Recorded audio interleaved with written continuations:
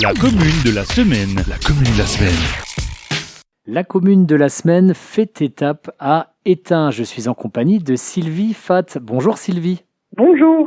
Sylvie, vous êtes gérante de la société KLS Sécurité. Comment êtes-vous venue au métier de la sécurité ? J'y suis venue il y a 15 ans suite à un concours de sous-officier de gendarmerie que je préparais. Et une société qui était à l'époque basée sur Meisenthal, donc la SGE, avait besoin de renforts sur un week-end. Et j'ai donc une connaissance qui m'a demandé si ça m'intéressait de venir porter main forte. Et j'y suis allée et je suis tombée dans le métier. Et il y a 5 ou 6 ans, vous avez lancé KLS Sécurité à Étain. Pourquoi cette envie de monter cette entreprise ? J'avais envie en fait d'être à mon compte, de me prouver certaines choses personnellement pour moi et en même temps de créer un petit peu de nouveauté en étant une gérante à la tête d'une société de sécurité, contrairement à ce qu'on trouve d'habitude où c'est un gérant. Et ça m'est venu aussi parce qu'entre-temps, j'avais fait mon diplôme de protection rapprochée. J'ai eu l'occasion de travailler beaucoup dans le sud, à Cannes, pour les partouches essentiellement. Et de là, je me suis dit, si tu peux faire tout ça, tu peux aussi créer ta société et toi aussi un jour pouvoir aider les gens et voilà. Ce que vous appelez protection rapprochée, c'est un peu le garde du corps au cinéma, c'est ça ? Oui, voilà, le bodyguard, comme on le dit, c'est ça. J'ai été diplômée garde du corps, effectivement, en 2011. En 2011, pardon, je vous ai coupé. Je vais un peu rentrer dans un cliché. Quand on pense garde du corps ou quand on pense métier de la sécurité, vous voyez, on visualise le grand balèze là, qui vous regarde de haut en bas à l'entrée de la boîte de nuit. On ne pense pas forcément à un métier féminin. Et vous l'avez dit vous-même, les gérants d'entreprises de sécurité sont d'habitude des hommes. Est-ce que c'est dur de se faire une place en tant que femme dans ce milieu majoritairement masculin ? On va dire que c'est pas facile. Quand j'ai commencé il y a 15 ans, on était vraiment très peu de femmes. Maintenant, au niveau salarié, il y a de plus en plus de femmes. Ça se fait quand même encore relativement rare. Mais là où ça a été le plus dur pour moi, personnellement, ça a été justement de lancer cette société, puisqu'on est doublement regardé, jugé. Donc voilà, c'est un petit peu plus compliqué. Et puis au-delà Il y a encore du travail. Il y a encore du travail, ouais. Et au-delà des clichés, le grand public ne perçoit pas toujours la technicité de votre métier, parce qu'il n'y a pas qu'un travail de physionomiste. On peut faire des rondes, on peut travailler avec des drones, on peut faire de la protection rapprochée, comme vous l'avez dit. Le champ est très large. Il y a effectivement plusieurs panels dans la sécurité proprement dit. Alors oui, comme on le disait à l'époque, il y a un cliché puisqu'à l'époque, en fait, tout au début, les agents de sécurité c'était souvent des gens qui sortaient de prison, voilà. Maintenant, c'est une profession qui est très réglementée. Il y a donc des diplômes à passer. Et là, actuellement, depuis le terrorisme, ce qui est très bien, c'est qu'ils ont inclus dans les formations aussi des techniques de maîtrise et des techniques aussi antiterroristes. Donc voilà, mais on est très très réglementé maintenant par rapport à l'époque. Donc on n'a plus rien à voir avec le gros balèze devant la discothèque. et du coup, comment est-ce qu'on apprend toutes ces techniques ? Est-ce qu'il y a des écoles spécialisées où on suit des formations professionnelles ? Comment ça se passe ? Donc il existe des centres spécialisés dans tout ce qui est la sécurité. Et donc c'est dans ces genres de centres-là que nous nous rendons pour pouvoir faire ces formations.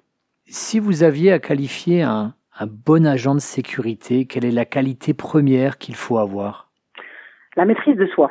D'accord, donc calme, sérénité.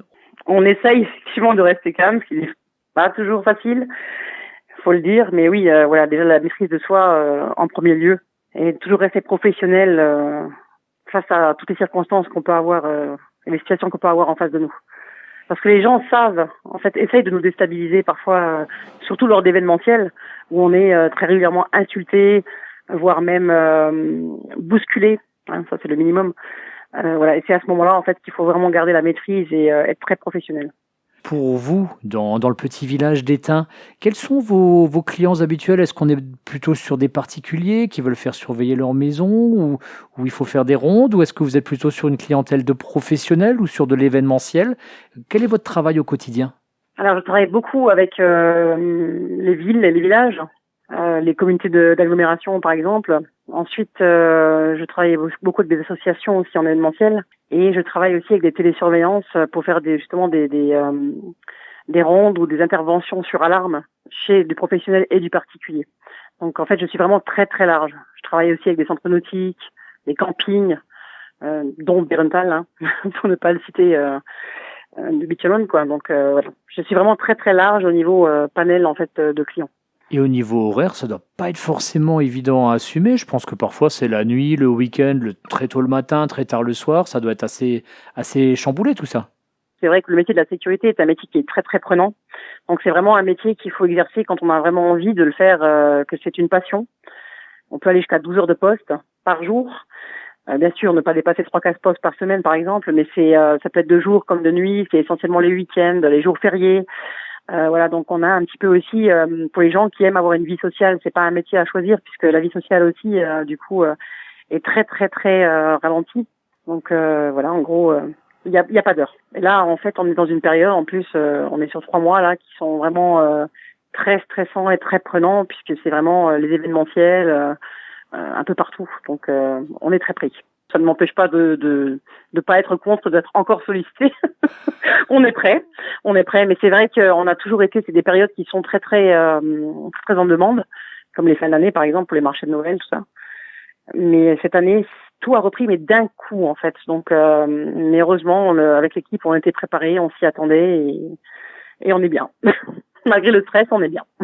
La commune de la semaine, c'est aussi mettre en avant le village, donc en l'occurrence Étain. Qu'est-ce qui vous plaît dans ce village ou aux abords de ce village? En quoi fait-il bon vivre à Étain?